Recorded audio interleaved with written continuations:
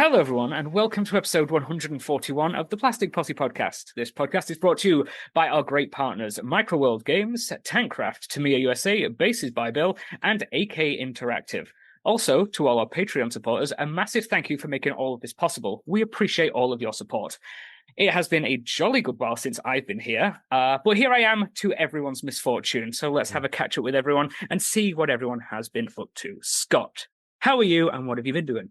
Yeah, I think this episode's been hijacked by somebody else. Does anybody know who that voice is? Now, welcome back, Jensen. It's good to hear you and good to see you. Been a little bit of a spell. I have one question from your American friends. Have you been melting?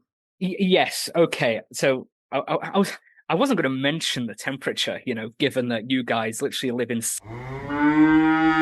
sometimes of the year, but it's been incredibly hot.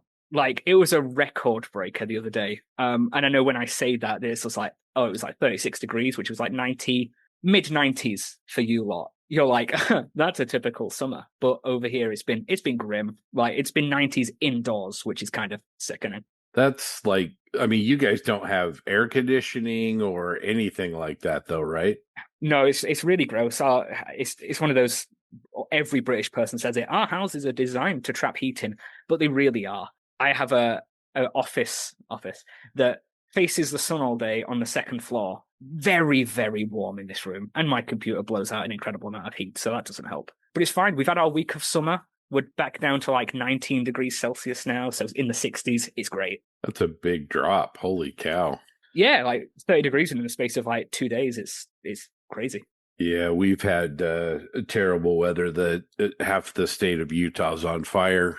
We've just got sort of the culmination of a drought and low humidity and lots. The last 2 years, we haven't had hardly any fires at all. So there's a lot of fuel. About 2 or 3 weeks ago, I sent JB a picture. Josh Buck lives in my neighborhood, and he took some pictures. He has an elevated deck, and we actually got within one neighborhood of being evacuated here, but they got the fire out. But there's a lot of people here that are kind of displaced at the time. So anyway, well, let's talk about models, get away from weather and fires and such. But I have been just continuing on with my Crusader and did a Zoom last night. That was a lot of fun with John and Sam and Mark and Brian Krieger and that was fun. Got a lot done. Got the external fuel tank mounted on the rear plate of the Crusader. I re-engineered the exhaust manifold for the border kit. Had a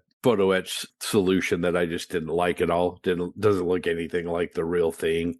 So I replaced that and created one out of styrene and took 3 or 4 versions before I got something I was happy with. But now I'm pretty happy with that. Finished up a couple small things. I have some headlights and a couple things like that, and then the build is done. I'll be on to priming and painting and such. So anyway, that's what I've been up to. Very nice. I love that tank. You saw your whip the other night in chat, and yeah, it took me a while to work out what you were working on. And it's just like, oh yeah, I know what arse end of a tank that is. I hear mixed things about the border kit. I know TJ, you built it, you liked it. Yeah, it's good. I mean, it's better than the Tallery kit. Yes. I mean, yeah, despite what people on the internet say, it is head and shoulders better than the Tallery kit. Anyone that says otherwise they're freaking high. I mean, no kit is better than an Tallery kit. Or all kits are better than Tallery kits. Yeah. No, it's a multiple personality kit. The plastic is very, very soft. On my kit, that hasn't been an issue. But talking to Sam last night, he's actually had a couple of pretty poor experiences with border kits. And the way he talks about it, I think it's probably just due to very soft plastic. I really like the plastic on my particular kit, but I don't like their photo etch. And I am absolutely 100% convinced that the Dragon guy that got fired for making the worst kit instructions ever was accidentally hired by Border to do their instructions. Pretty sure about that. So, but I know the tank well. It's fine. You just deal with it. But I'm pleased with where it's going. Very nice. Good to see you. Ironic for me to say, good to see you working on kits. I can't say anything, but we'll come to me later. JV, how about your good self? I'm doing well. I finished the Yog Panther pretty much last night. Maybe I have a few more tweaks here and there, but the DOSWork Yog Panther is done. I got to add some figures to it once I get back from a trip, which I'll talk about. But no, it was a fun kit. It's the DOSWork one with a bunch of Faustus stuff on it, which was great to build and paint, and really looking forward to moving on to the next big project. So that just arrived in the mail, and I'll get working on it for that thing we call SMC in October. In the meantime, I head to Australia at 7 o'clock tonight, and I'll be there for a week and a half. So looking forward to that. Getting a chance to have a vacation is nice from work, and I will do some scale modeling related things there. I'm going to catch up with Clayton, hopefully. I have plans to connect with Gav Cross, who's a good friend of ours. And then also, I'm going to take a flight one day and go see Oz Armor. So that should be a great time. I mean, I bought an extra battery pack that should be arriving today to help me on that day at Oz Armor, because I think I'll take pictures from when I arrive around 9:45, 10 o'clock to 4:30 when they close. They'll have to kick me out, I'm pretty sure. So He's going to close the place down. I do have to make one correction. John's model is a Faustus model that happens to have some parts from DOSWork in it. That's really more accurate way to say it. DOSWork gave me the wheels and the hull, basically. But hey, I'm an out of the box builder, so what can I say? I really tested me on this one. Not bad for a kit assembler, man. Yeah. What can I say? I just got to find figures for it. I have a couple resin ones I'll adapt, I think, but overall, again, it was a great kit, part of a mini group build with a few people, or what Jensen would like to call a special project. When have I ever said this? You have, when you and the kids were doing your little group build that never were finished. We never do. Yeah, exactly. Oh, we're going to do the M18 or whatever the hell subject. Which one? Was it the Hellcat one? I think it was the Hellcat. Oh, because they've done it more than once. We do it like every year, and we've never actually made any inroads into any of them. Yeah, you're too cool for school. You're like, oh yeah, let's all three of us build this, and then no one builds it. So the paths to hell are paved with good intent. I'm pretty sure if you look back at previous episodes, you made a comment like, yeah, anybody under 40 can join. Yes, because I remember you specifically saying, I'm 36. That's how long ago it was. We kind of do that. I blame Zach. Zach is the derailer there, so he's responsible for all these issues. Fair enough. Yeah, and before I turn it over, I'd like to thank Brian Denclow. He sent over a bunch of shuttle Tiderium blueprints, drawings, which will be helpful. So big shout out to him. Really appreciate that, and congrats again on the Musaru Cup. Speaking of issues, TJ, how are you? I don't have any issues. I'm feeling good, man. Great. Yeah, I'm good. It's my update it's probably the same as the last time I was on, because I missed the previous episode. So still my Saturn 4 Ultra 16K has been pretty much running nonstop still. I've printed a lot of stuff. Just on the print side of things, I got all the pieces of the Hammerhead Corvette printed. I'm actually printing a new rear engine piece right now. That's the beauty of 3D printing. If you have one you don't like, you just print another one. The second one, this will be the third one. The second one I did was okay, but there's like these grills on the side that I did not support very well, and they're very, very, very, very fine. So I'm trying it again with a little more supports on those. I didn't want to support them too much because, like I said, they're very thin. But hopefully the orientation I did it in and the supports that I chose, it'll turn out okay. I think it's got like another hour left on the printer, so it should be done pretty soon. Outside of that, I have also printed Luthen Rail's Fondor Hallcraft. If anyone's seen Andor, everyone knows how awesome his ship is. He has one of the coolest ship designs in modern Star Wars, really any Star Wars, movie or show. I love the Hallcraft. It's so freaking cool. And there's a guy, his name is Jeff. He's the same guy that I'm sure it was in Fantasy Figure International. People have probably seen it online, but he designed, printed, and painted. He's a sculptor and a painter. The scene of the snow troopers holding up the rebel flag in front of like the crashed snow speeder. Oh yeah, it's great. He designed that. Like he designed and painted that. Like this guy is really good. Well, he also designed Andor's ship. in multiple scales. I've printed out in 72 scale. It's multiple pieces. There's a lot of pieces, and it's designed for lighting, which is pretty cool. And when it's all said and done, it's going to be probably this long, like because his ship is long and like squat, like it's not very tall, but it's really long and it's got wings that go up and down. So that's all printed out, and I've printed out of 1/48 scale Z95 Headhunter.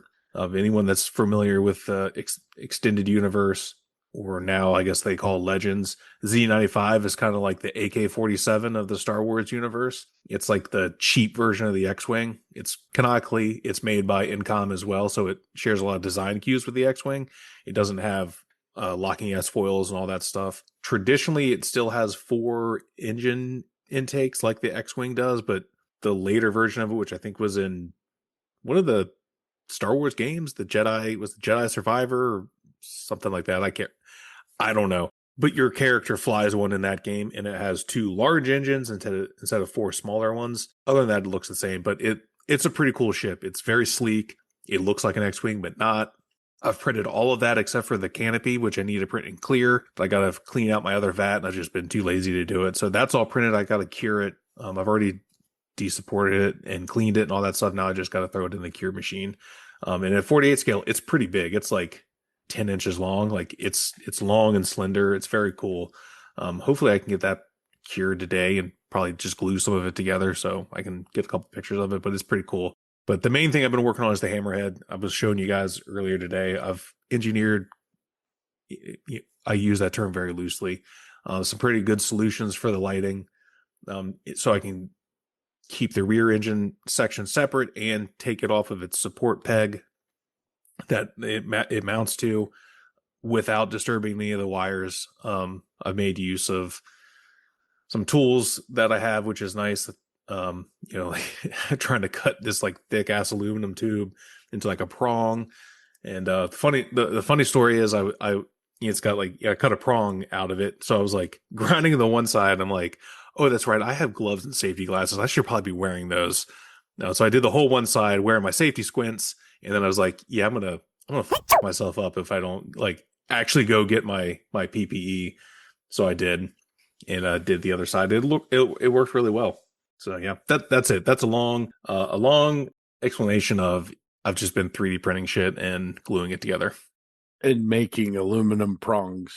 Yeah, and I got to make another one too for the support in the middle, or the rear engine support. And I've designed a couple pieces in Fusion that I had my brother print in FDM to house some LEDs and some other stuff. So yeah, because it's fully lit with fibers and LEDs and all that stuff. And anyone that knows me knows I'm not the biggest fan of lit models because I feel like it's a gimmick a lot of times that people use to make up for mediocre paint jobs. So hopefully that is not the case with mine.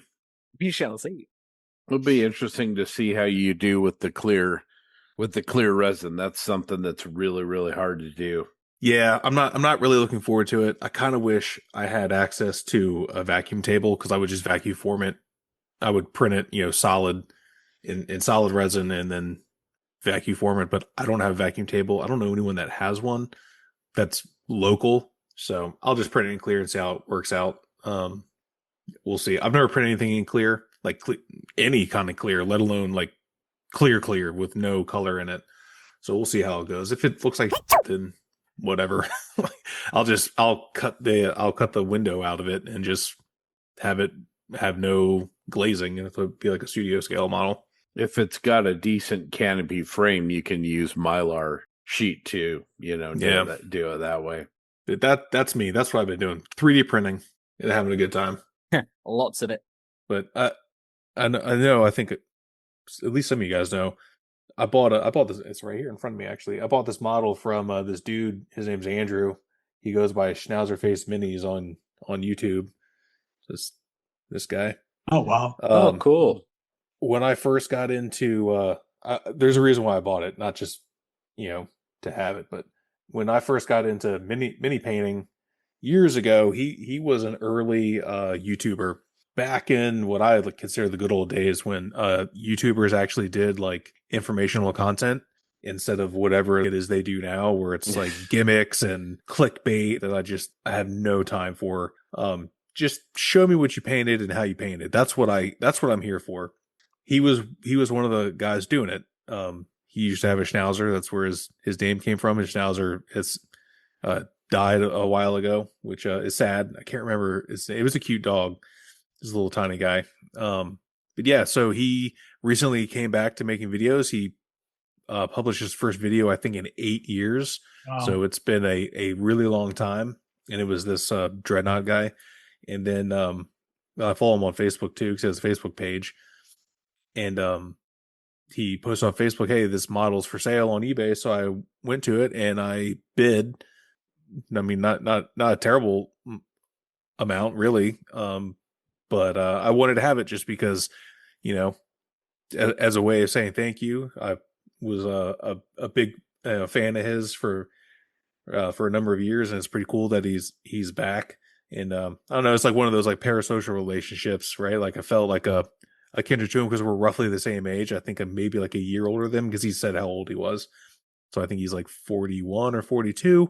I turned 43 in a week and a half. So yeah, we're of the same generation and the same mindset. And he had mentioned the same thing in his return video about how he wanted to go back to the way YouTube used to be. Because that's what he likes. I'm like, yeah, you know what? Hell yeah, that's what I like too. And it just is like, dude, just paint a model. Like, I don't care how long. I don't need to know that it took you 24 hours to do it, or it's some dumb challenge, or just paint. That's all I care about. Like, no one cares about this other shit. But yeah, anyways, just want to throw that out there. It was pretty cool. I'm really proud to have it. I'm going to put it in my case. He fell off the base in shipping, so I had to glue him back on. That's why he's sitting on my desk. And yeah, it's pretty cool. I'm glad I have it. It means a lot to me to have a piece from someone I respect and support. So yeah, that's really cool. What was the account again? Schnauzer Face Minis. Okay, cool. Yeah, I don't know if you remember, but I bought that Colonial Viper from John Bias that he painted on YouTube, did the 4-part series, and he put it on eBay, and I grabbed it. I wanted it. I really liked those videos, and it's pretty cool to have it, sort of like what we do with giving each other models and, doing that other stuff. Okay, Mr. Mayberry, what have you been up to on the West Coast? There you go. I've been doing some odds and ends. I finished my Yog Panther, like JB. I haven't painted mine yet, but I finished mine up for the group build. So, and worked on a little bit of a base for it. I've been scratch building a lot lately over the last couple of weeks. I decided that I want to do an E-Wing for the Star Wars group build, and I want to scratch build it. So I kind of went and practiced off of Sublight Drive, who's on YouTube. He's got a great channel. He sells basically the shape that you need to cut out some of his spaceships with, and you just cut it out in sheet styrene, and then you add everything else to it. So I've been working on one of those. I finished that this week. So this is kind of what I did. So it's got a full engine deck. It's all scratch built. So this is all parts and everything. I know you guys can't see it. So we're talking, but yeah, so I've been doing that for the last week or so, got that done. And then I was painting a little bit last night with Scott and JB and Sam and everybody else on an orc, which was fun. I haven't painted a figure in God knows how long. So it was kind of nice to get back into that a little bit. So, but that's about what I'm doing. Very nice. That looked really cool, by the way. I know everyone couldn't see it, but be sure to post that because it looked really cool. Yeah, I'll post them today. Lovely stuff. Okay, me. I've been away for a while. I've done nothing. So I've had a bit of a hiatus. I do after every single build, but no, I've literally just been doing everything else. I've been doing a lot of gaming, a lot of D&D stuff. I have been doing a lot of 3D printing, to be fair. I have gone through quite a lot of nowhere near as much as TJ. In my D&D group, I mentioned I had a 3D printer, and there's like 30 odd people in the community group. As soon as they heard that, they were just like, hey, can you print all this stuff for me? So I've become the 3D printer guy for the D&D groups now, so that's fun. Printed a lot of dinosaurs. Couldn't tell you what they are because I've forgotten. I printed a really cool Witcher 3 statue scene thing that's in multi-parts. I really struggle with multi-part things that are 3D printed because I just don't get them. I just don't know if it's me printing them, because it's all pre-supported. The settings I am, or if this is just the nature of 3D printing, they don't fit together that well, especially when it's like flat pieces trying to mate up with each other. It's just not. It's not that good. That's all supports and orientation. That's the problem. Anyone that does any 3D printing, resin printing knows it is not resin 3D printing is not ideal for what you would call an engineering part. So where you have like really tight tolerances. Yep. But there are ways around that. I can show you later. It's all in your supports and orientation. If you use do you use Lychee or Cheeto Box?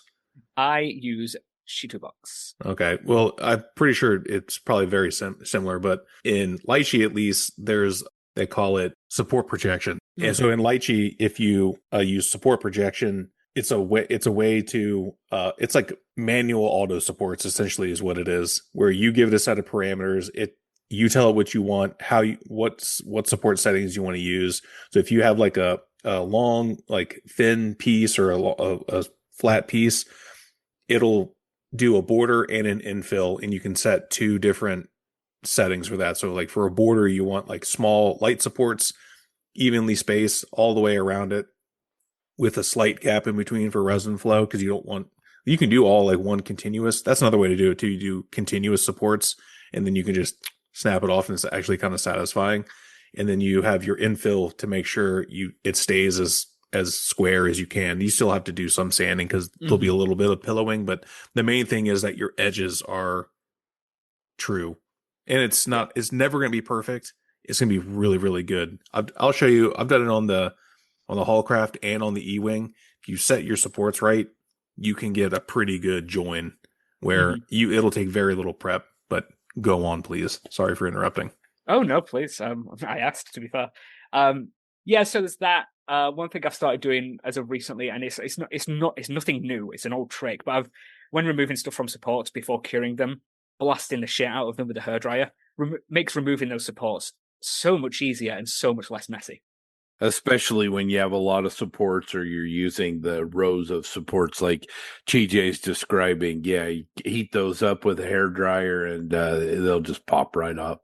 Yeah, pulls like Velcro. It's really satisfying. So I printed that big Witcher statue, dinosaurs, some characters from a game I've been playing. They're called Bang Boos. I'm playing a game called Zenless Zone Zero, but I tend to not talk about that because that tends to pander to the waifu brigade. So I printed a lot of those. I have started a plastic model today. Tamiya's 148th 38T. Cute little kit. It is so small. I mean, we all know 38. It's a small tank as it is, but in 48th, that is really, really small.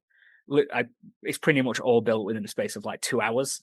Perfect little kit I needed, really. That's a good choice. I mean, all the Tamiya 48 scale stuff is pretty good, but that 38T is one of my favorites they've done. That's up there with like the M8 howitzer and some of those. It's really good. Yeah, I do. I don't have enough of them in the stash, but Tamiya's 48 kits. I every time I build one, I forget how fun they are, and I'm just like, I need more of these because sometimes you just don't want a big or in-depth build. I don't want to put a kit together I know will fit and will look good. And Tamiya just always the way to go there.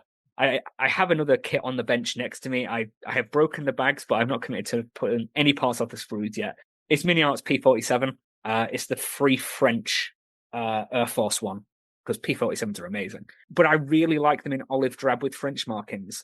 So I have that. It's the basic kit, so it doesn't have all the PE, the full engine. It's the more stripped back version, which I think I need. First time doing a mini art aircraft, so that will be interesting when I eventually commit to doing that.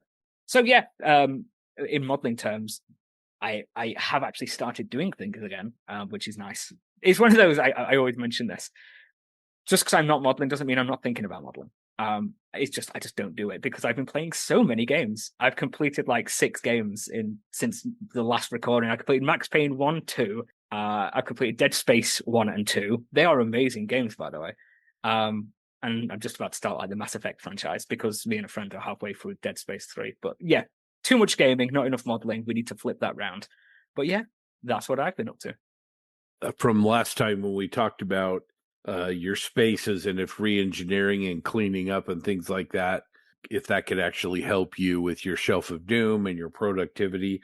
Got a lot of activity on the Plastic Posse. Really appreciated everybody kind of reaching out, but a lot of updates, a lot of people either cleaning or adding more space or adding more light to their bench. That was kind of fun to watch that. kind of all unfold over the last couple of weeks. So that was good. Well, let's do the models from the Plastic Posse group that has caught our eye. I'm going to start out west with Grant. Grant, what do you see on the group that you thought looked great? Yeah, I looked through. You guys grabbed a couple of the ones I wanted to do. JB, Christoph Nilsson though has a BT5 that he's building on the site. It's basically a conversion from the Hobby Boss BT2 and some 3D printed parts. He's been posting progress images of it as he's going along, and it's looking really good. I think the BT5 or BT series is actually a really cool tank. Christie suspension system, the idea that you could take the tracks off and run on the road wheels, the whole idea that I think everybody's seen the video of I believe it's a BT7 or a BT5 crossing the river on top of the plank, the pods, the poles that are in like telephone poles that are on the water. It's just really cool. He's doing a great job. The 4OB is really looking good. He's just doing a fantastic job. So, Christoph, congratulations, man. You're doing a great work. It's kind of amazing how many people are into the BT5, and there really isn't, I don't think, a very good solution. But I mean, Panzermeister, Evan, he's into that. Mike over at Plastic Model Mojo, he's into that. I think there's an appetite out there for a good BT5, but a lot of people want to engineer, I think, a solution since there isn't a good kit available. Yeah, there's a company that Christoph is using. I can't remember the name of it right now to save my life, but that's where he got his whole top and some of his parts from. They're all 3D printed. They look really nice. The turret also looks really good. So I would suggest if you're into the BT5, take a look at his posts on our page and look for the link in there. And he has some great. They have some great stuff. Just a quick side note. Have you guys seen that Scale X tractor kit? Oh, jeez. That they're selling. It's a limited edition. Oh my gosh. I'm dying. It's a little north of what I can go, but my gosh, it's a beautiful kit. I think they're almost sold out on it, but I want to say it's without shipping pretty close to $400. Oh, I was just going to ask you how much it was, because I'm like, it's probably pretty expensive. Yeah. I think it's $380 US plus shipping. Yeah, I mean, it's expensive. It's nice though. Don't get me wrong. I will spend an exorbitant amount of money on a kit that I really want, based on the fact that I have multiple garage resin kits from Japan. For a machine engraver that have cost me an arm and a leg. I've got 2 on the way to my house right now. I'd rather not discuss how expensive they were, because it was a lot. But plead the fifth. Yeah. Some of the pictures though I've seen, like just the size of the wheels alone it's just massive. By the way, I think they're in Ukraine. If anybody isn't familiar with Scale X, they do some conversions and some other kits, and their work is beautiful. They're primarily a 3D printing shop. Really amazing stuff. But yeah, that's actually the second model this year, TJ. Lassie Henning, who's a guy in the Star Wars community that does kind of higher end resin and 3D printed stuff. He did a 1/10 scale snow speeder, and I think that one was kind of more in the $600 range. Beautiful work. I'm sure it's worth every penny, but yeah, some of these kits are tremendous. Just a little bit out of my price range, I think. Well, JB, we better give you a chance to respond to Grant. So you stole his pick, but what did you like that you saw in the group? I mean, it was an easy one. It was James Rice's bust. He picked it up at Printer Studio in Contrast. I don't know this bust really well, but it looks like some sort of I can do with a crossbow bolt and some, armor. I mean, the tattoos on it. What I love most about Jim Rice is his use of colors. He has some really punchy colors, whether it's on the flesh tone or the details on the figure. Usually, like, man, his painting style I just really love, and his photography just accentuates it. So I got to go with that. It's inspiring. I really like it, and I love James's work. Yeah, he's incredibly talented, and you're right about colors. I really, really like that. Speaking of which, the show in was it Malaysia that a lot of the people attended? Man, the colors of some of those entries were really stunning. Yeah, I think it's Malcolm. It is. So add it to the list of many that we should go to. Yeah. especially some of the greens, and they're definitely shift off of the earth tones like we see a lot over here and Hmm. go more to the more vibrant end of the scale, almost even fluorescent in Yeah. some cases. Yeah, especially on like the olive drab stuff. It's like just not olive drab, but I still like it. It's certainly a style. Man, yeah, the work is great. And that show drew a lot of people. I think Clayton went there, Goldfinch and Calvin Tan and a bunch of other folks. It's been nearly 20 years since I've been to Malaysia, so Mhm. add it to the list, I guess. Yeah, Penny was there from Yeah. Virgo's Really? Wall. Wow. Yeah, yeah, she took Dang. a best of category for one of her flats, so she did really well too. She's an incredible painter. Yeah, she Uses is. color well as also. But anyway, TJ, what caught your eye? So my choice is Stephen Reed's. He called it T34T. I don't know what the T stands for, but it's like one of those post-war demilled versions, right? Like, so I think if I remember correctly, I think he used the border kit. So it doesn't have a turret. It's got where they blank the turret off and put the like cupola on that like piece and put a bunch of stowage on it. And anyone that knows Steven's work knows like he's the T34 guy. That's like his thing. And Steven's an awesome dude and a really good modeler, and it's good to see him working on some stuff. He's also working on a HAFS Goblin, the same kit that I did a couple years ago. So that's not my pick. I just throw that out there. He's a very well-rounded modeler. He likes to do sci-fi as well, and he's as good as a science fiction modeler is as he is an armor modeler. So yeah, that was my choice. He really is, and he keeps that kind of part of his modeling a little quieter. But he's like you said, he's really, really good, and he's a good painter as well. I chose Mastini Modelissimo.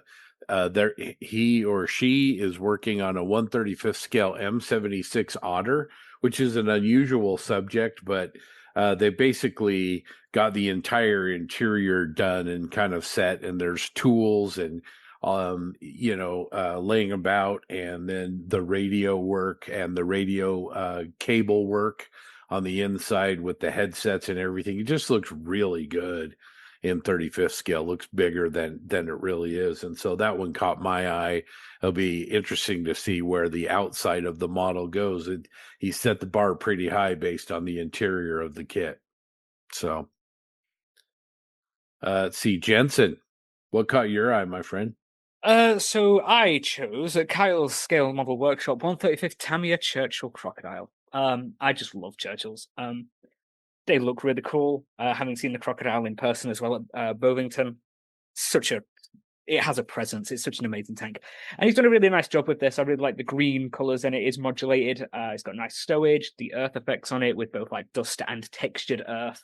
It's on a very nice clean base, and by clean base I mean like the edges are clean with a nice muddy, dirty road and grass and foliage and stuff. It's got figures. I always love to see figures on armor because I think it gives a nice representation of scale and size. Yeah, I just think he's done a really good job. I like it. I love a Churchill, and that is a Churchill to love.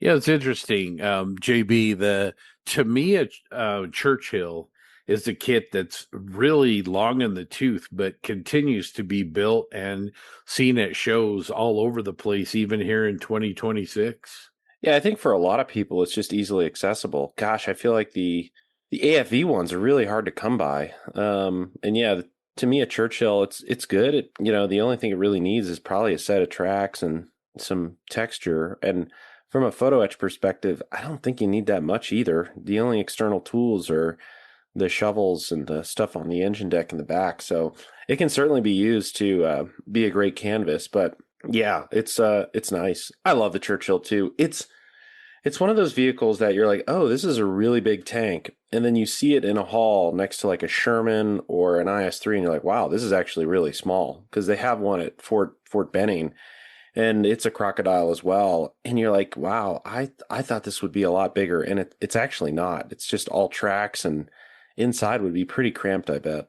Yeah, it's a vehicle that just has so much character, just oozes character, similar to like a Stuka or an A10, where it may not be pretty, air quotes, right? But it has a lot of character to it. and the crocodile. You got the trailer behind it. It's very, very cool. Been fortunate to be able to see a couple of those. I think Flying Heritage Collection ended up with a crocodile that was, I think, originated here in Utah with a collector at some point. It's just a cool vehicle. All right, well, let's go back to Mr. Taylor over there in the UK. I think he might have a couple of discussion points for us. I certainly do. Thank you, Scott. Yes, I have two. And we'll start with the one that I think would be considered less spicy. So we'll start with, I call it the Leaning Tower of Pisa build. And what I mean by that is you have a project or a build that you have been working on, and you notice a flaw or an error or a mistake or something that isn't right. A bit like the Tower of Pisa, it leans. And they have corrected it and put it on a foundation that keeps it leaning rather than fix it. So what I mean is, you've embraced the mistake. You've presented, you've owned it, you've put the model out there for the world to see with these mistakes. And everyone has still loved it. And then in the end, you've been proud of it. Do you have a project where you've knowingly and willingly put your build out there for the world to see with a mistake? I'm very interested. Because, there's always like, especially in kitchens, never let your mistakes leave the kitchen. And a lot of people are like, no, never let your mistakes leave the workbench. But we all make them. Have you ever done one that you've owned and be like, you know what? It's there. I don't care. One comes to mind. I'll pick the easiest one. It's the Tamiya Leopard 2A7 or A7V that it looks like it's painted with crackle paint now. I mean, it's crazy. I don't know what, again, I feel bad mentioning his name, Scott. I don't know what primer you used, but that has like an allergic reaction to anything enamel, and it's just splintering like crazy. It's wild. Like, painted it first, and I should take some comparison pictures because over the 2 years, it's continued to crack paint. I really enjoy it. I actually love it. I think it's my best 3-tone NATO. I really enjoyed the base, the composition, the chipping with the pencils. And I'm like, man, I put so much work into this. And seeing those splinters appear towards the end of the build, I'm like, well, I'll take some pictures. You won't know. And to be honest, you don't know unless I say something. But now, oh my gosh, looking at it, I'm like, it legit looks like crackle paint, and they're just hairline cracks. And I still like it. It's still on my shelf, but man, it is something that I've never witnessed before in terms of adverse reactions between dissimilar, modeling materials. Like, holy cow. Like, it's like, I don't even know. It's like gasoline to a fire, and it just continues to creep and crack. So now I guess it's a matter of pride. I'd be curious, like, to enter it and see if anybody would really notice. I mean, I guess you would if you're really looking. And then once you see one, you're like, there's a lot on here. I'm going to go grab it in a second after I'm done talking. But like, it is one that is, again, I really liked it. It's a mistake. It's there. I still like it on my shelf. And if you get 6 inches away, you notice, but otherwise you don't. So. Yeah, that's nuts. Cause I used a lacquer primer on it, but it, just a bad bottle. Really, really strange reaction. Never had that before, but yeah, it's great. But yeah, it's a beautiful paint job, and I'd be interested to see it again. It's been a couple of years since I've seen it. So yeah, I mean, when it showed up at the house, I was like, Scott, is this paint cured? Because it's kind of sticky almost. I remember saying that to you. You're like, yeah, it should be done. I shot it in MRP black. Yeah, I'll go grab it when I go on mute. Oh, that one stings because I really like the finish of it. But it's okay. I learned a lot, and yeah, it's done. So yes, I do really like that build, and it's weird because like MRP, I always stand. It's one of my favorite paints. Never ever had an issue with it. So that's weird. That's a really weird one. But I remember when that happened, and you were saying that in chat, like, what's wrong with this? Yeah, so funny for MRP. But yeah, that was a great choice because that is a splendid build. Yeah, I did toss the bottle after JB kind of told me, and I've used another bottle since, and it's been fine. I always use that as my primer of choice, along with Goon's Mr. Surfacer 1500. Just sort of becomes a natural part of the process. But yeah, just bad bottle, bad chemistry, I guess, or something that happens. But yeah, it's unusual for MRP. I put MRP black primer on. I mean, TJ has a 1/48 scale Tamiya Crusader I built years ago. It's got MRP black primer on it. He's going to paint that someday. And I mean, just it's been on dozens and dozens of models, never had an issue until then. So that's interesting. I've got one. 2000, I can't remember. Phoenix IPMS National, whenever that was, 2018, something like that. Built a Bandai C3PO, put the feet on backwards or on the wrong side. So the left foot on the right foot, the right foot on the left foot. Did not notice. Glued it, put it in the show, won an award, brought it home. And my wife looked at it and goes, the feet are on backwards. And I'm like, no, they're not. And I looked at it. And sure enough, I went a 4-8 with the whole nationals and all that kind of stuff with the feet on the wrong side. So I left it. I said, screw it. It was kind of one of those things where it's funny now. And it's kind of, it was a mistake that I made rushing. And it was just, and I think now that I look at it's just fun. I just kind of, I know it, and not many people will notice it because the way the feet are designed on that model, but once you see it, like JB was saying, you can't unsee it. So I that's mine. So it's still that way. It's still got his feet on backwards. It's in a box somewhere, but it's still there, and his feet are on the wrong side. So I really like that you didn't correct it. It won the award that way. It's going to stay that way. That's exactly what I said. I said it's going to stay this way. So it's still there. So that's mine. I'll go. For me, I don't really like. I really don't like talking about me winning gold in Master. But like, my 109s that I entered last year at SMC, 172nd Edward 109 G6 ASs. Everyone knows, or everyone should know, or everyone will now know, the 109 is supposed to have a seam line down its spine. It's how they're assembled. It's where they come together, the two parts, in the factory, IRL. I did not put that seam line back in after joining and sanding. I knew it was supposed to be there, but I just, maybe how I sequenced the builds, I proceeded, and as soon as I got to like the primer stage, I painted it black, and I looked on the spine, I was just like, it's not there. The seam line isn't there, and I'm not putting it in either. I knew it, and I willingly was like, I'm not doing that now. I could have chose not to. Painted, weathered, still entered them. They did well. I feel a bit, maybe a bit impostery because it's like it's a glaring error for a 109. That's one of the first things people look for, the rear seam line. And it wasn't there. But, you know, mistake. I owned it, put it out there. It's fine. And they're on my shelf now. They remind me daily that, hey, it's supposed to be a seam line here. But it is what it is. Like, you pick your battles. That was not one I could be asked doing. And it wasn't because it was a difficult job. It's one straight scribe along the spine of the aircraft. Yeah, but you're putting a seam line on the very top of a fuselage that's a radius, and if you're off at all, you've ruined the model. So I support your inaction. Thank you. In retrospect, that was a good call by you. For 70, I was going to say for 72nd, I've also heard guys, if they need to put a panel line in, they'll just mask and then literally draw it on the airplane. Mm-hmm. So, but yeah, I mean, it's one of those, if you don't tell them, they'll never know. Unless you're a 109 guru, and then it's like, oh my God, where's the center seam? But if it's a really well-built model, you're distracted from any type of, accuracy, I guess, nitpicking. Yeah.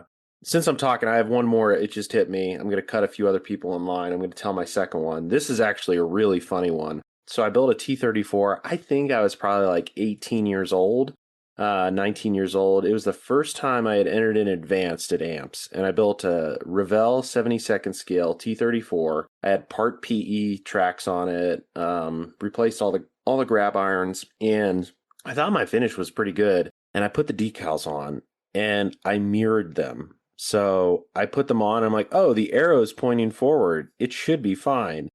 And then I enter it.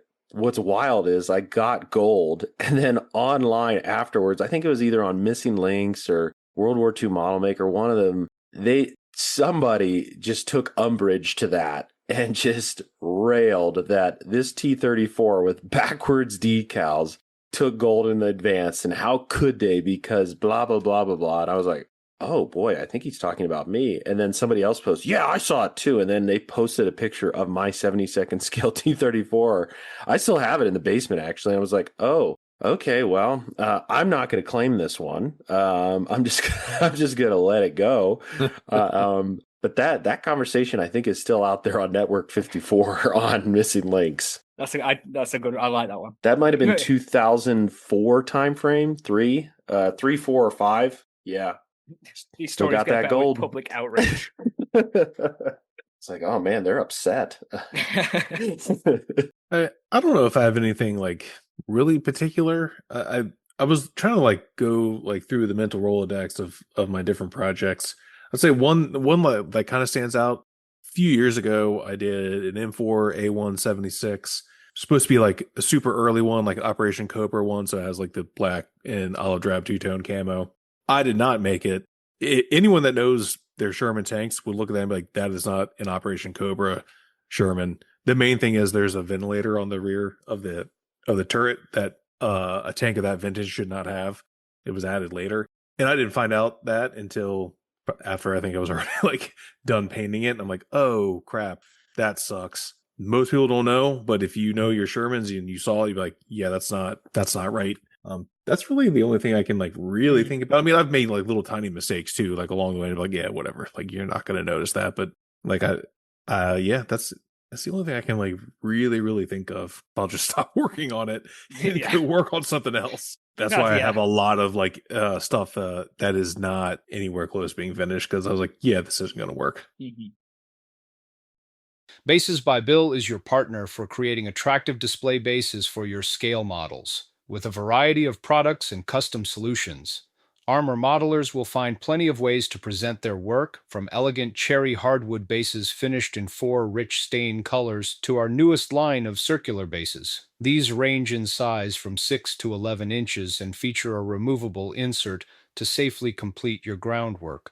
All bases are available with optional engraved text or full-color placards, unit emblems, and national insignia. And it's not just bases at Bases by Bill. We were selected to create the awards for the recent Rocky Mountain Expo, and we can help your club too with awards of all types and for every budget. Visit basesbybill.com because there's always something new at Bases by Bill.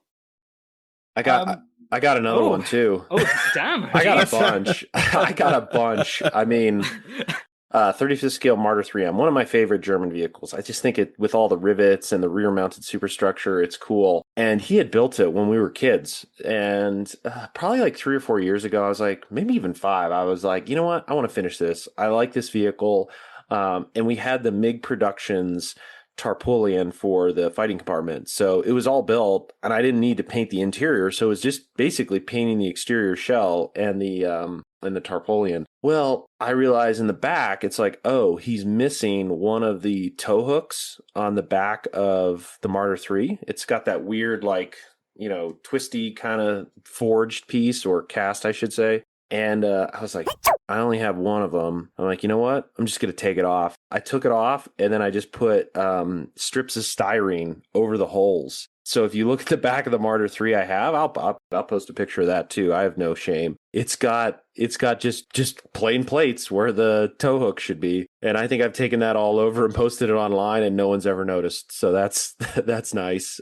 But yeah, little stuff like that happens to me all the time. I, like TJ mentioned, if it's egregious, I'll pause and kind of think of how to get through it. Otherwise, it's like, I'm just going to get this over the finish line. Very few people understand and know what the issue is. So honestly, like probably 99 times out of 100, no one's going to know except that one person. But when they find out, they like to tell everyone. So that's the risk you take. But yeah, little stuff like that. I'd rather finish the project and get it over the line than have it stalled out. So that's just another example. Yeah, I was also thinking, so the Border Crusader 3 that I did, that has spurious markings on it. I chose those markings because that's what I liked.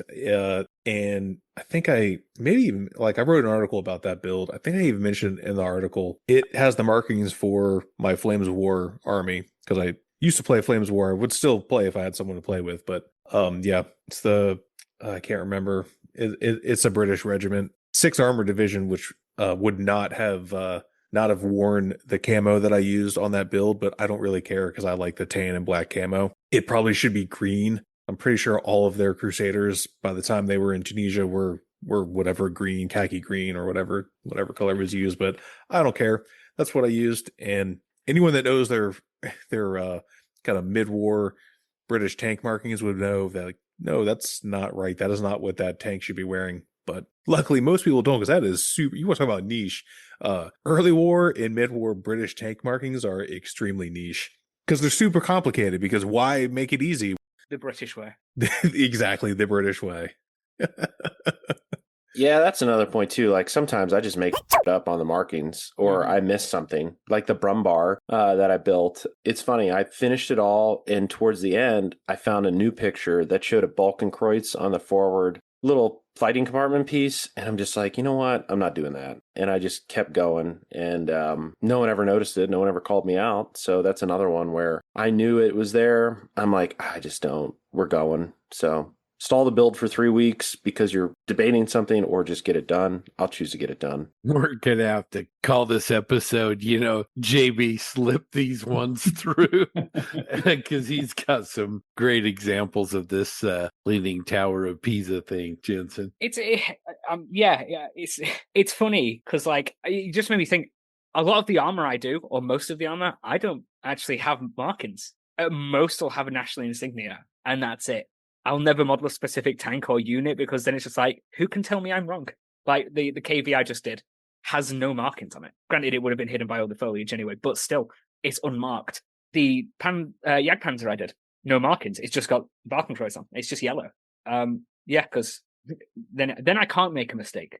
Actually, I can with the color, but again. Yeah, there's some other pieces. Some of the early war panzers I have in my collection, like I got the external details close enough where I have like 3D printed clasps. They're not the right style. You're not going to know. Same with like tool fixtures where the tool's removed. Like I'll get a piece of styrene or a piece of photo etch that suit kind of looks like it and put it there. And again, unless you're super, super in the details, like maybe Evan McCallan will be probably the only person that could tell. But like those little nuggets, I guess you could say, like if it looks close enough, it's good enough. I mean, that gets back to, I think it was Shep Payne's gizmology kind of principle, where it's like, oh yeah, the panel of the airplane's open. You don't know what's in there. Who's going to question you? I don't know, little things like that. I guess it's evolved, but like little mistakes too. Oh man, like I remember I was using we're going down a rabbit hole because every project of mine screwed up. On 131, I was using the VMS Smart Mud. That stuff is like a freaking sponge. And I remember painting it with enamels and airbrushing it. I'm like, this just looks terrible. And I ended up just throwing pigments on top of it and then speckling some stuff, and it just completely changed the game. So even when a mistake is there, you can own it and continue going on. So yeah. Oh, also, gosh, I'm sure some of my models, I'm blanking on one, but like I just made up a seam line. Like I'm not filling this, but I'm going to make it look like it should be there. So I just freaking made it look like it should be there. And no one's going to call me out because it looks fine. Or like you glue a hatch together. Oh yeah. There was other kinds, like some of these 3D printed models where the delineation lines are just garbage between panels or hatches. And you're like, you know what? I'm not carving that. You're never going to be able to get a nice crisp line.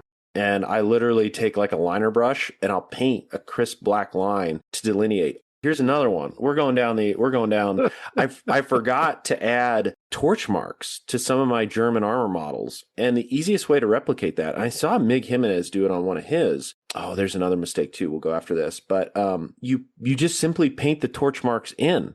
You just take a super fine, 1/0 brush, and you just paint those torch marks in with a dark color, and then you put a lighter color next to it, and you get some dimensionality, and it's there, and it looks perfect, and you can't tell that it's not scribed from a foot away. While we're talking about torch marks, Yog Tiger, I think I did 331 or 321. Anyway, it starts with a 3. It's the Tamiya one. I really like it, and I thought I did a good job on it. And I'm like, oh man, I'm going to add all these friggin' torch marks to it. So I did that, like the Mig Jimenez technique. And I added them to the forward casemate where the gun mantlet plugs into, and the Yog Tiger, just like the Panther G, that front plate is actually cast. There is no torch marks on it. But my dumbass has beautiful torch marks on each side of that casemate. So I'll make a note. I'll post that one too. But it's well executed. It just never existed. So yeah, just another nugget for our listeners where the forward casemate of Yogg Tiger does not have torch marks, but I added them. We've got Jensen, with a notepad, and JB's on the couch. He's reclined, and Jensen. Yeah. And how did that make you feel, John? Yeah, I went into. I guess I'm in the confession booth right now. He's got his right. He's got his priest smock draped over his gaming chair there, or it's his Jawa smock, for crying out loud. Maybe that's more appropriate. But yeah, there's little nuggets in all my builds because I'll just make it up. I'm like, no one's gonna know. It's fine. Yeah, there you go. I feel better now. Oh, yeah, here's another one. Panther 131 interior completely made up. Like the transmission's there, but all the boxes and shit that's blown up, that's just made up. You never know. You never get to see most of it, so it's made up. Yeah, you can get away with it. You can get away with it on a wrecked vehicle because the inside of my A1 is kind of similar. Like yeah, I know there's boxes in there, but I was like, whatever. Again, you can't see it, so can't see it. It's Shep Payne's gizmology principle. It's like it's not 100% accurate because it's a blown up vehicle. No one's gonna know. Just throw some bent tin and shit in there. It's fine. I did the same thing with the early Macava from Tamaya a long time ago. I just put I didn't know no one knew what the inside of the Macava driver's compartment looked like. So I just put stuff in there and it's like, oh yeah, there you go.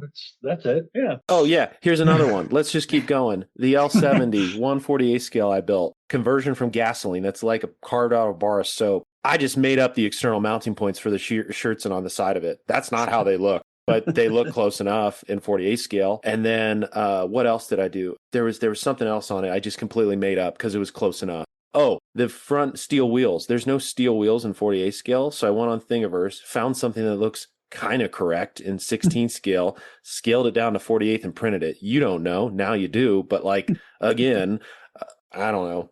Make it up. Wing it. This is getting deep enough. We may have to not release this episode. Well, good thing is all these vehicles are retired now, or models, I should say. So, but yeah, I don't know. Just if I got to choose between finishing a project or just winging it for a little piece that no one's ever going to know, but it looks good enough, that's what I'll do. I mean, yeah, like a Night Shift did it with the Pacific. What was it? P16, P18? That huge. When he was detailing the engine with all the wiring and stuff, he was just like, I don't know what this looks like, but you add enough detail and make it look right, then it's right. Yeah. So I guess it's not really mistakes because they're conscious decisions, but I mean, yeah. No one will ever know. Conscientiously misleading the viewer. It's great. Story of my life. That's why I'm going to get hair transplants. You, me both. Well, that was good. I don't think we'd have so many confessions from you there, JB. I probably have more if we want to keep going, but no, let's go on to a different topic.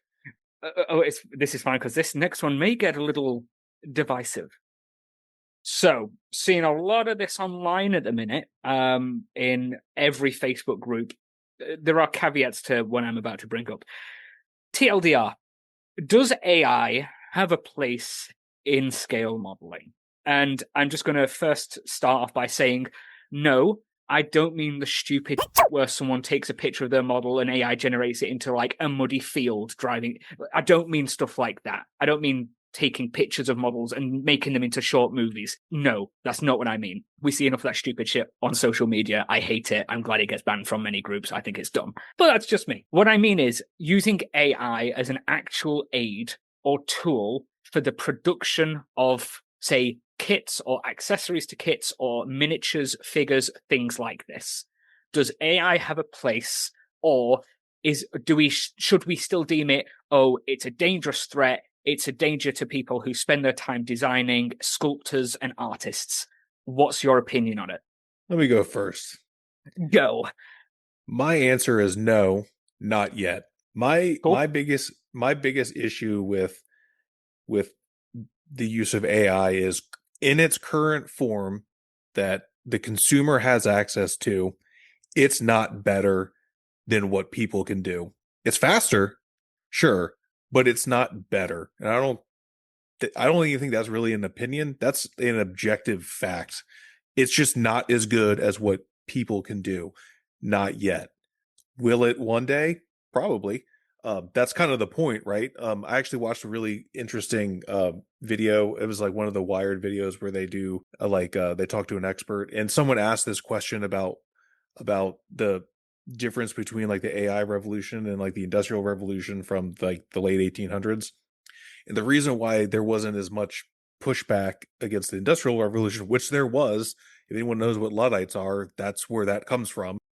But the problem, the main difference is the machines from the Industrial Revolution did what people could do better. That's why they were as successful, and why there was not as much pushback. But currently, right now, the AI tools are not better than humans. I don't.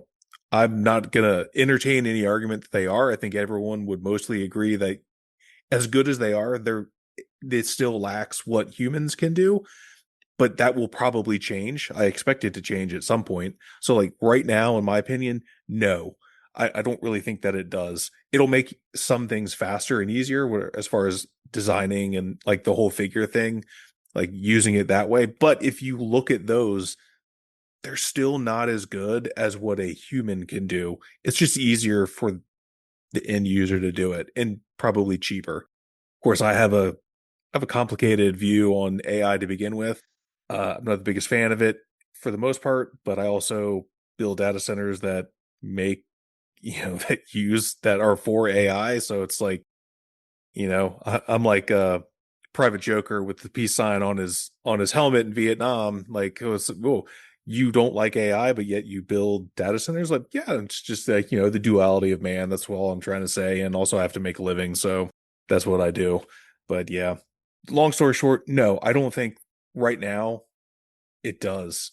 It probably will in the very near future. Mhm. As soon as it's better than what humans can do, then yes, absolutely. Or as good as what we can do. But in my opinion, and again, I don't think it's a controversial opinion, it's not currently better in some things. Like I know JB has mentioned it before, like if someone uses AI to write something, you can tell. Like it is blatantly obvious. Now there will probably come a time in the very near future where you cannot tell, or it will be very, very difficult to tell.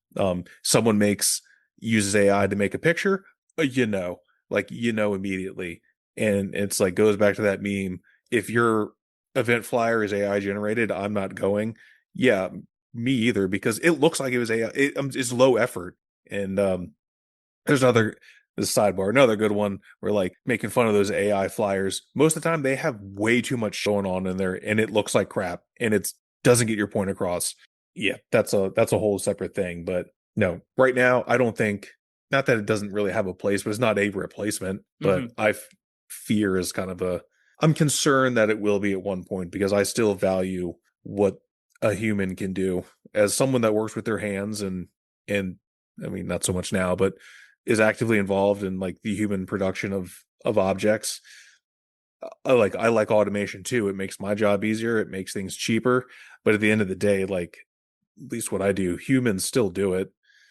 We use tools to make it faster, and I'm not too keen on the idea of a machine completely replacing what a human can do, because as far as I'm concerned, no machine is ever going to be able to do what we can do, just because the human brain is the most complicated machine in the known universe. There's nothing more complicated than a human.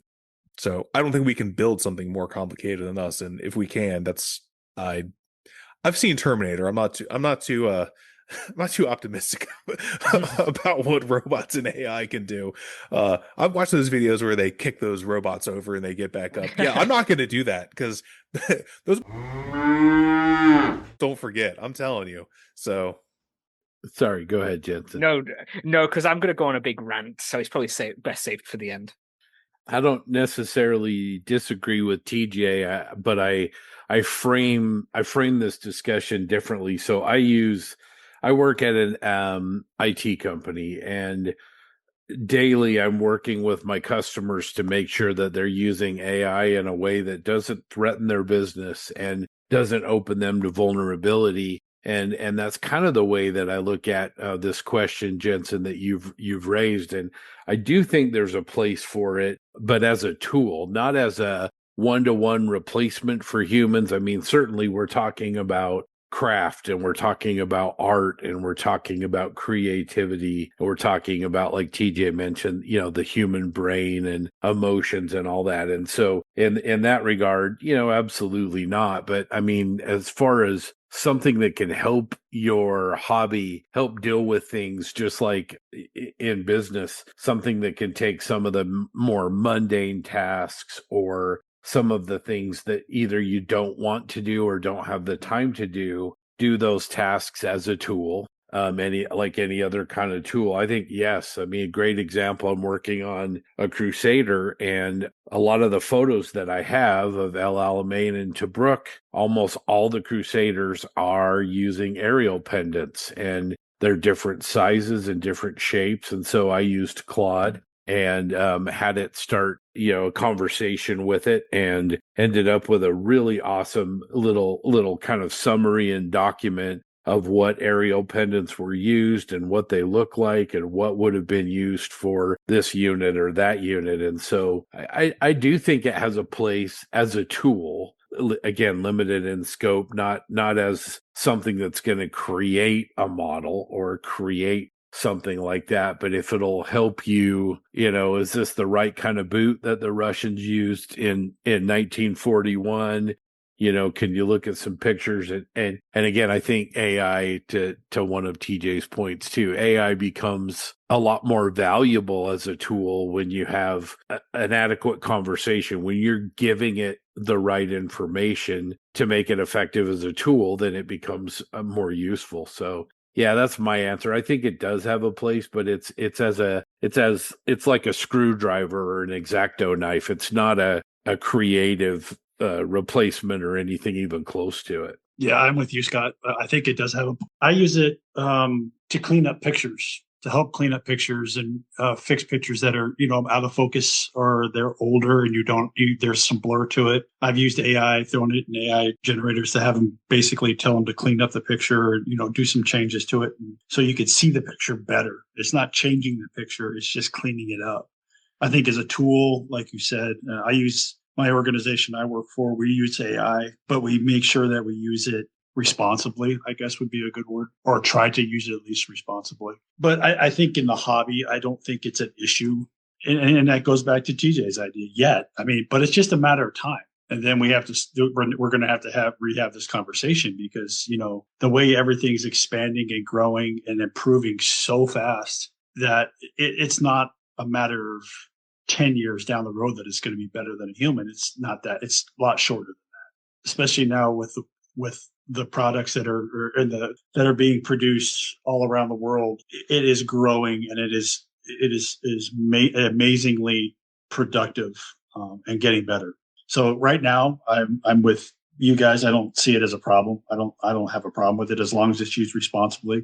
Don't take it as Bible, but it's just a tool we use right now, and I don't have a problem with it. That's my opinion. Oh man, I'll probably ruffle some feathers. I love AI. I use it every day for work. I think it's a tool. I don't think it replaces things, but it gets back to, you can definitely tell when someone uses AI. So this might be weird, but I have conversations with Claude. I have the Claude Max plan. It's a great tool. I think that's the key, is it's a tool. It's not a replacement in my mind. I think it's a tool to enable someone to be better. I see it at work every day. We're actually hiring more people due to the leveraging of AI, and we're hiring like crazy because of it, because we can move faster and we can build things, and we're hiring the people that are running the machines that design parts. Not in the essence of AI replacing anybody in our way. It's just making us grow faster. And I think for modeling, we're going to see that eventually. I use it a lot in modeling for research. I mean, it has been an incredibly powerful tool where I've talked to it, and it's found me, minutia historical societies to reach out to help with a project. I don't know if I could have done that with Google. I mean, Google does have AI features already. It's just Claude or Grok or whatever your choice, chat, makes it more personal. So I just think it's another tool that we can leverage. I do use it for figures. I haven't painted any yet, but that's the conundrum, where some of the civilian figures, military, it's a little bit more, it's not there yet. It doesn't know the historical accuracy. Yes, like you can plug in a figure and it'll be like, okay, I'll search M1 helmet and do these things, but it's always a little off. But I find with civilian figures, it's a lot better when it doesn't have to be held to a historical context. Like if a person's in a suit and looks directionally correct, that's good enough for me at least. But like I think of some of these Panzer Rex figures that are oriented in ways that I don't know if I'll ever have the time to sculpt like that. And it's a tool to provide that figure. I'm still going to buy Alpine stuff. I look at companies like FC Model Trend, Dynamo, and it looks, I think they leverage some tools like that too. And I see it as a tool. So yeah, maybe I've been AI pilled, I guess. So I don't know. Like I said, it's not going to replace. It's a tool in the toolbox, to be honest, and it's all how you use it. If you literally walk up to Claude or Chat or Grok and go, "Do this for me," and it's like one line, it's going to look terrible. But if you work and iterate with it, like it'll get freaking close. And I don't know. I've seen both sides of it, and like, man, the benefits of AI, at least from, it's counterintuitive, but like AI is really helping hardware companies, and I see it every day. I just see it being leveraged in ways that are making people better workers. And I guess I've gone down a little bit of a rat hole because this is outside the hobby, but I don't know. I think it relates to the hobby as well in regard where I know people won't agree with me, but I see a lot of benefit in it. Yeah, it's like, going back to what I do for a living, talking to my clients, it's like be mindful of the AI that you're using and that your employees are using and your teammates are using. And, if you use it to help you with your punctuation and spelling on an email, I think that's something that most people would recognize as having some value, right? But you would be crazy to have AI generate marketing material with music and images and not have any human oversight, because what you're going to do is you're going to allow an artificial intelligence that, like John said, doesn't have a lot of human perspective and consideration to say, am I violating copyrights? Am I going to get us in legal trouble? Am I exposing my intellectual property to the internet at large, right? So yeah, you've got to be deliberate and anyway, go ahead, John. No, I think it's back to TJ's point. You're going to see when people use AI, and we see it at work too. I mean, here's a crazy one. I review submissions, and one person left the prompt of AI in their submission. Like, write me a, nice cover letter for this question and answer and pull it on my background. And they left it in the frickin' submission for the job. And it's like, I can see that in the hobby. You can see it clear as day. And it's like those really poorly done flyers for shows, really poorly done animations with someone's tank in a background. Like it just looks, AI slop is the best word for it. And I think that's where people think they can use AI to bridge that creative gap or bridge that skill gap. And yes, you can, but you can't just do it in one shot. Like nothing you can do in one shot. So that's why I say, like, this is a tool that can be used and leveraged to get you better, but it's not going to supplement skill. That's where I think AI is powerful and can be used for good. But yeah, I agree. There are some instances like if you're going to use AI for that, just don't do it at all. And it's just not productive, not helpful, and just looks like slop. Like you said, some of the flyers are like, what am I reading here? Like, this is just garbage. Like, but on the other hand, if used very tactically and very precisely, I think it helps a lot. I don't know. That's just my 2 cents. I'm gonna let me touch on the flyer thing again, because that chaps my ass so much, because you know what? I'm sorry, it is not hard. It's not. Go on Adobe Illustrator and type out what you want and put some clip art on it. It takes no time. I'm sorry, in my opinion, it probably takes longer to tell an AI what exactly you want than it does to actually make the thing. And then if you make it yourself, it doesn't look like absolute. Yeah. That is, again, my feelings on AI notwithstanding, that particular use of it irritates the out of me because it just looks like you don't give a that you don't care enough about the thing that you're into to actually put effort into it. That's what pisses me off. Well, look, I used to make show flyers for my band when I was in high school. It's not that hard, right? It's really not. And you know what? People came to my show because, oh, they can see what they need to on a flyer, what it is, where it is, how much it costs, what time. That's all you need. You don't need all this other dumb shit. And the same thing goes with model shows. You want a model show flyer? You tell me where it is, what time it starts, and what day it is, and how much it costs to get there. That's all you need. If it takes a long time to read an informational flyer, you've defeated the purpose of making an informational flyer. It should be as little info as you need, but enough to make you want to go to it.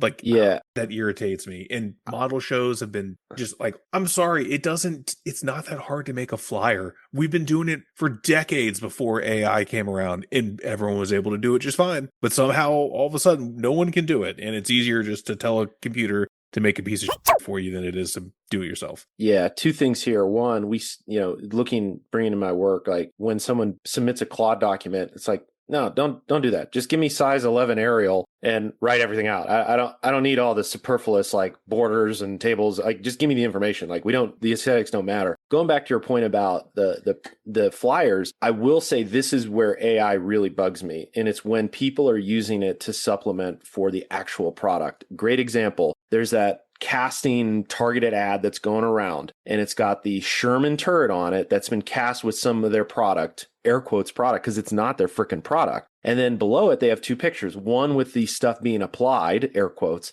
and then to the left, it's got a plastic, like untextured piece that is just completely fabricated. And when I see things like that have been generated by AI, that's the side of AI I hate, because you're using it to replace any type of like credibility. Like, you have zero credibility. I'm never going to buy your product if you're leveraging AI to recreate what you think your product is. Like, that's the side of AI I hate, and it shows the ignorance of individuals who are using AI to try to sell something to people, and that's false advertising. That shouldn't be done. So that pisses me off. It should be kind of like how CGI is in movies. When you don't notice it, that's when it's successful. Like, when people think of like CGI in movies, they think like Avengers movies or Star Wars movies or like all of these like big special effects movies. But you can look at like, oh, damn it, now I don't remember which movie it was. There's a period piece, I think Scorsese did it, from a couple of years ago, that has like more VFX shots than like the last Avengers movies did. But you don't really notice it because it's still real sets, real people, but it's like VFX shots for the backdrop. And that's like Christopher Nolan. Right. It's done in a way where, I mean, yeah, obviously it's not real, like, but like, it's not like punching you in the face that like, oh, this is fake. Right. I guess kind of, like Interstellar, right? There's obviously tons of CGI in that, but like they use real models, but they obviously didn't build a real black hole, right? Like, you can tell that's not real, but like the actual spaceship models are real physical things. They use the projection screens for like the space backdrops. Like, when you do all of that, like, that's where it works. And that's really, okay, you want to use AI to help you with something, cool. But like you've said, like, use its strengths. Don't just be like, oh, this will just do it all for me. I don't have to do anything. It will not do your job. Yeah, it won't do your job. You bring up a good point, TJ. I use AI at work sometimes for photography, but it's like changing the aspect ratio of photos. So I'll have a photo of a piece and the background doesn't match the size. So I'll use it to help me extend the backgrounds, but it doesn't change the actual object. It's just the stuff in the background. It's like extending the wall so I can have a 16:9 as opposed to a 4:3 photo, and it helps me there. But like, yeah, the Sherman product one just really bothers me because it's like, man, I don't even know what I'm buying. I don't even see a product in here. Like, it's just all made up. Yeah, so I like I said, I guess you can say I've gone back and forth. I do think there's incredible power with AI, but you have to know how to wield it. It doesn't supplement creative thinking, and that's the easiest tell, because if you read a piece or see a picture, you can clearly see it was a garbage prompt or a garbage way. And it just shows how your thought train is, and you can call it out real easily. And yeah, going back, like, if you use AI, like, I'll use software engineers, for instance. Like, it's totally cool to use Claude to help, with your code. But if you can't explain what it's doing, like if you can't understand how it's working, like then you're just not, I'm sorry, there's not a lot of value there at all. Because if something goes wrong, you have no idea how to fix it, which it routinely does because it's still in the growing phase. Oh man, what a topic, Jensen. Thanks. And you haven't said a word. You've all touched on like all the points, but I'm just going to give a brief rundown of my thoughts on AI.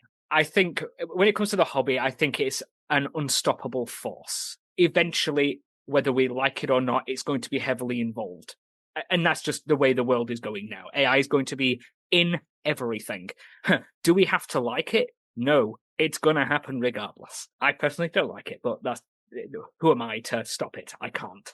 I can pick and choose products or media to consume that does or doesn't have AI in it. If it doesn't, I'll consume it. If it does, I won't.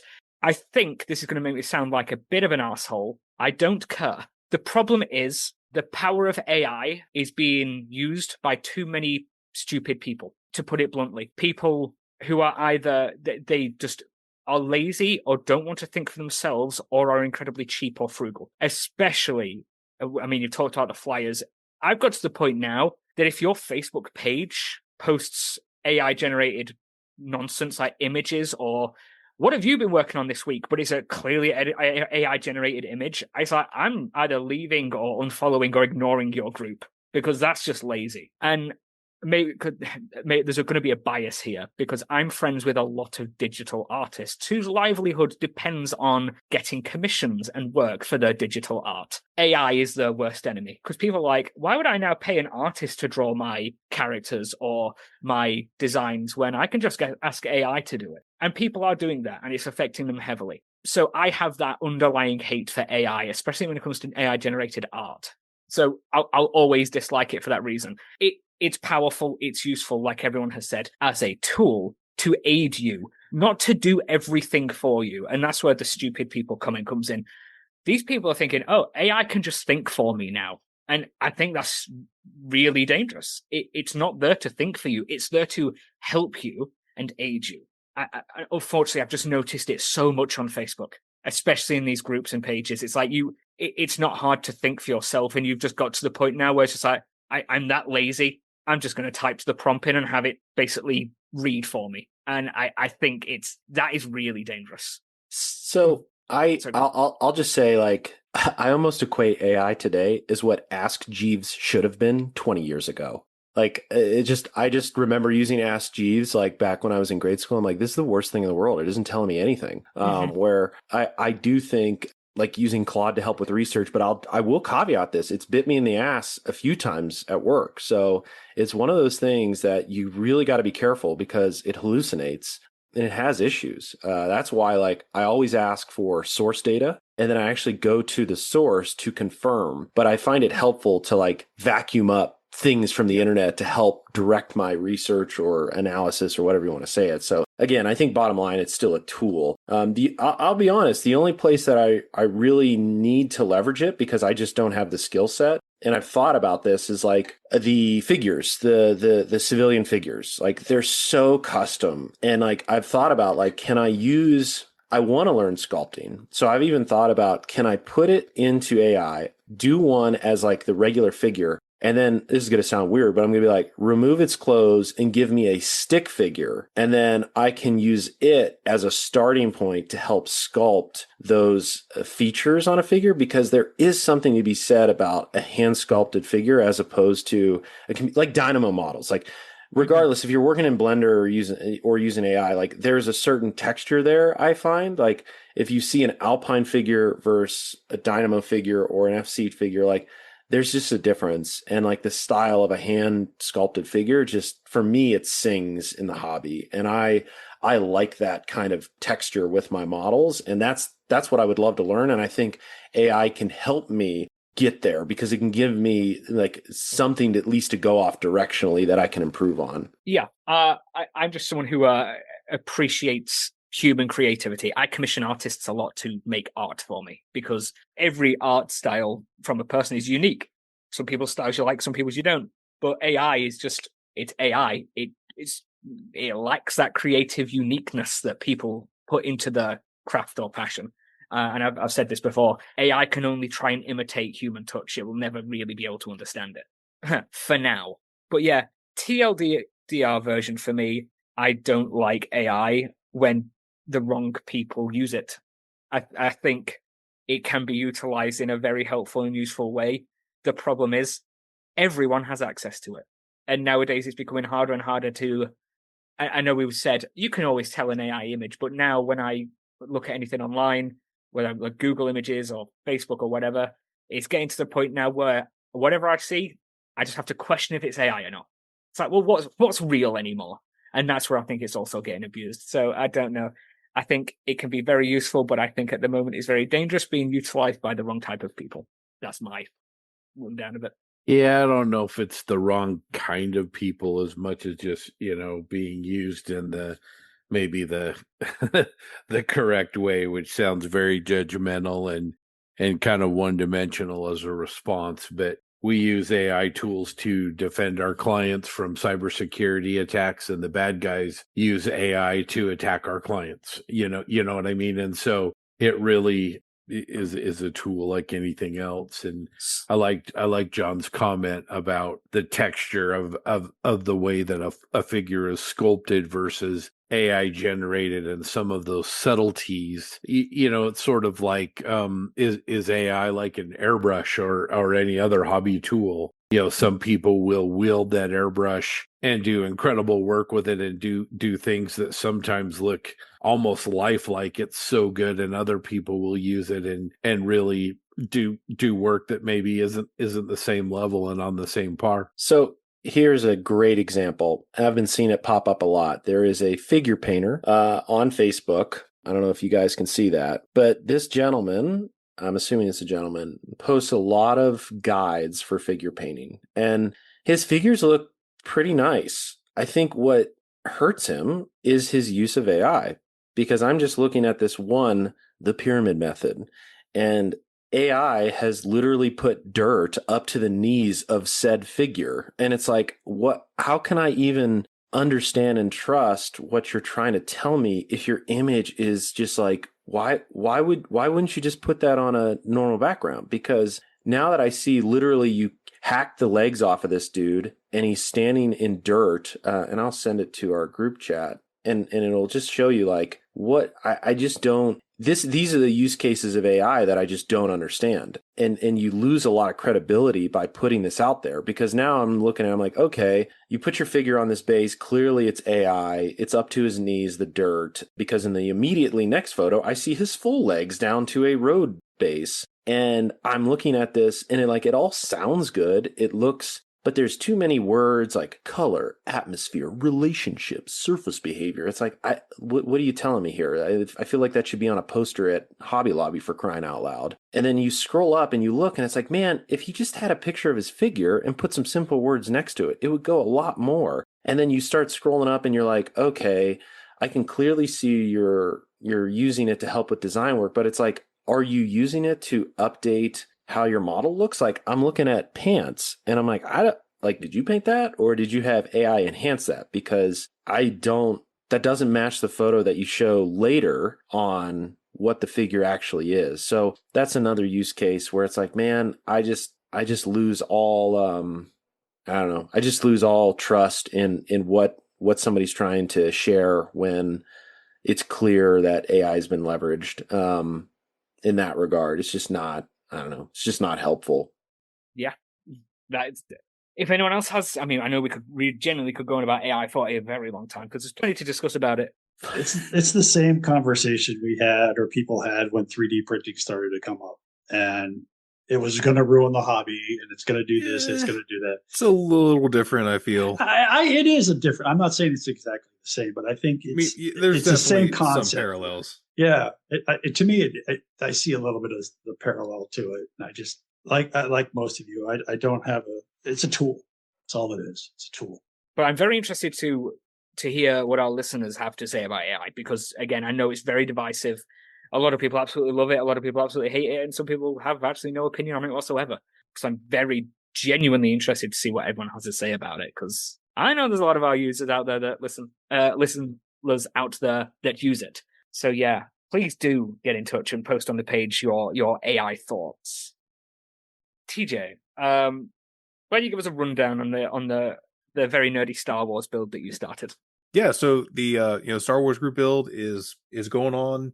It's going, I feel like, pretty strong. There's a lot of people that have been posting Star Wars models and said they want to start contributing and be involved. And really, I guess the only thing I really have to say is remember, just build something Star Wars and post it to the group. There's no sign up sheet. There's no real rules other than it's got to be something Star Wars. Doesn't scale, doesn't matter. Whatever, figure, ship, who cares? I literally don't care. You want to build a prop, go ahead and build a prop. Because I have one of those in the back of my mind that there's a very specific prop that I would like to build once I get the FDM printer from my brother. Anyways, so yeah, it's going really good. There's been lots of stuff posted. I know I just commented on something this morning. It was like that little snail tank or whatever the hell that thing is. Yeah. It's so goofy looking, but I love that thing. It's so dumb. And I'm like, that is quintessential Star Wars. Cool, but dumb. That's the main update. There will be a giveaway. We're working on the details on that. It'll probably be towards the end of the group build, but stay tuned for that. And we'll come up with a good way to make sure it's fair, and hopefully we can have more than one thing to give away. But I've got some ideas that I need to kick around with the rest of the guys. So yep, that's the main update. Yeah, thanks, TJ. Hey Jensen, what time is it? The time is 16:45, or for you Americans that's 4:45, because you don't like using the 24-hour clock. No, that's wrong. You do, but you call it military time. That's another rant I could have, but I'm not going to speak for yourself. That. I use 24-hour time. Do you call it that, or do you call it military time? No, it's 24-hour time. Thank you. It's a rarity to discover. I call it military time. Sorry. Well, it's because you were in the military. I mean, yeah, that could be somewhat forgiven, I suppose. But yes, the time is it's now 4:46 because my incessant rambling. Attention, hobbyists, model makers, and Plastic Posse podcast fans. Why not show your love for the podcast with our fantastic range of official merchandise? From stickers and mugs to cozy pillows, premium t-shirts, and comfortable hoodies. There's something for everyone. And don't forget our world-famous lounge trousers, perfect for relaxing while building your latest project or listening to your favorite episode. Visit the Plastic Posse podcast merchandise store today and bring a little posse style into your everyday life. Or visit loungetrousers.com. I'm also challenging myself for the next episode, because this is really kind of off topic and random, but at Amps, I remember, but you asked me this when I was in a slightly drunk state.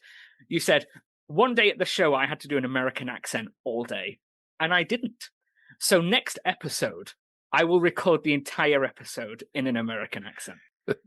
Not gonna lie, that would be funny.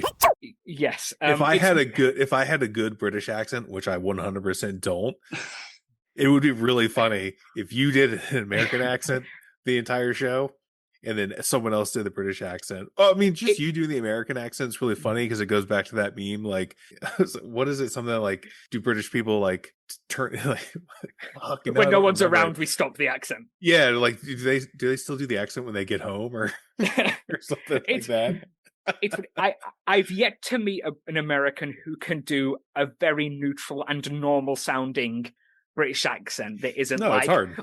Oh mate, I love fish and chips and beans on toast. It's like, okay, calm down. Who was in was that Dick Clark that was in Mary Poppins? Who he played the chimney sweeper. It wasn't Dick Clark, was it? Who was that? Not Dick Clark. Oh, it's, Dick Van Dyke. Dick Van Dyke. Dick Van Dyke. And he has like the worst Cockney accent like ever. It is so bad. Like, dude, just do it in your regular accent. So I know everyone usually loves my cliche, excuse me, sir, can I have a glass of water, please? I'm not going to go for that. I'm going to try and go for a James Spader type of American Give accent. us a taste. No, I will titillate the viewer and they have to wait for 2 minutes. This is a tease and but are you going to do like a generic, like blended out American accent? Are you going to do the regional? American? Yeah, is it the South? Is it the Boston accent? Is it the Western U.S.? Like, what are you going to do? So basically, wherever James Spader is from, I will do that accent. And the only reason I'm specifically saying him is because I'm working on a D&D character that's very much like him, and I'm having to practice that voice specifically. And I have been practicing for quite a while. It's going to sound awful, but it'll be funny. So it's worth Okay, it. well, So because he's from Jensen. Boston, Okay. but he does not have a Boston accent. This good because it's a tough accent. But he has a very massive tangent here. His way of speaking is he's got a very unique cadence, and he likes his head bobble. So this will be fun in 2 weeks' time when you're all like, that sounds nothing like him, but appreciate the effort. And on that note, it is time to end episode 141 of the Plastic Posse podcast. Once again, thank you all our listeners. We appreciate every single one of you for taking your time to listen to our episodes and our rambling. A massive thanks go out to our partners of Microworld Games, Tankcraft, Tamiya USA, Bases by Bill, and AK Interactive. We hope you join us again for episode 142 in 2 weeks' time, where my accent will be completely different and everyone will be taking the piss for weeks. Until next time, ladies and gentlemen, enjoy your time at the bench, get modelling, as I say to myself, and goodbye.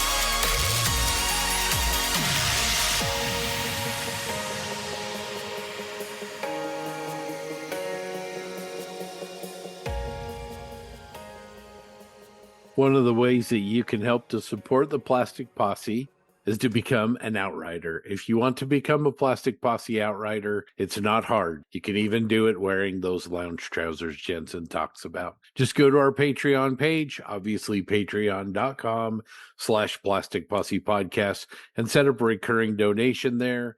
These contributions help offset the cost of bringing you the posse, help fund merch and other things that we do to support the community at shows and globally. There are 3 different tiers of support, and they start at just $1 a month. There's some great benefits to go along with that, like early access to podcasts, premium access to the hosts, the chance to appear on a podcast, and exclusive Triple P content and social events at model shows. Let's recognize our amazing deputy marshals. These loyal contributors support what the posse does, and we genuinely appreciate each and every one of you. And they are, in no particular order, Ben Hardaway, Kevin Johnson, Chaz Teets, Matt Parvis, Jacob Ford, Robert Klein, Todd Reach, Brett Evans, Brett Johnson, Angel Garcia, Carl Doran, Pat Brown, Ryan Smith, Alamo Squadron, Model Fiesta, Curtis Towers, Winston Gould, The Quiet Corner Modeler, Daryl Miller, Rob Booth, David Clark, Robbie Doffs, Wesley Becker, David Wassell, Matt Tubman, Zach Pease, Brett Marcan, Greg Williams, Nick Wolf, Sean Earl, Black Hat Scale Models, Red Beach One Studios, James Morando, Mike Norris, Stephen Rodwell, Rick Cooper, Eric Kavina, John Hale, Eric Kane, Logan Hansen, Tin Kidcom, Dan Newman, Robert Blocker, Tyler Moore, Derek Post, Craig Flynn, Kenneth Childress, Drew Gardner, Scott Hall, Frank Barone, Jeremy Diamond, Terry Wilkinson, Chris Lovewell, Andrew Callis, Ethan Idenmill, Steve Baker, Jay Kidd, Brandon Gindry, Lee Fogel, Mark Ewing, Toadman, Monodot, Greg James, Les Percala, John Everett, Uncle Buck, Mark Bradley, Eric Brubaker, Jeremy Moore, DB Scale Model Studio, Jeremy Elliott, Mike Talley, Previous Seat, Mediocre Middle-Aged Modeler, and JC Osborne. Let's not forget our posse foreman. The crew is made up of posse outriders who give the deputy marshals a hand, and also thank them for their support. Comey Workshop, Andy, the voice of Bob, Graham, Keith, Dwayne, AK Armor, Bill, Casey, Theresa, Russell, Stefan, Mikkel, LeVar, Gil, Mike, Michael, Scott, Emery, the Krieger, Ozzy Modeler, Jeff, Eddie, Ross, Warhoff Models, G. Baker, Tom Stuff, Crazy Loco, Len, Cliff, Damian, Cody, Nukeman, Mike, Paul, iBones Models, Mr. Grizz, Jackson, Joel, Chris, Jamie, Papa Steve Munsell, JV, Eric, Matthew, and David. And of course, our $1 and free posse outriders.